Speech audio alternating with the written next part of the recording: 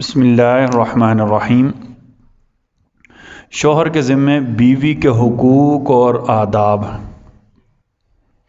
شوہر کا عورت کے سامنے اچھی حالت میں رہنا، ٹھیک ہے، اور جو خود کھاتے ہیں وہی اپنی بیویوں کو بھی کھلائیں، جو خود پہنتے ہیں اسی کے مطابق اپنی بیویوں کو بھی، یہ نہیں کہ خود بہت اچھے کپڑے پہن لیے بیوی کے لیے پرانے کپڑے لے آیا، ٹھیک ہے نا، برابری کی سطح ہوتی ہے، کفو ہوتا ہے، ٹھیک ہے۔ نرمی سے بات کرنا، نرمی سے بات کرنا، گھر کے کام میں گھر والی کا ہاتھ بٹانا۔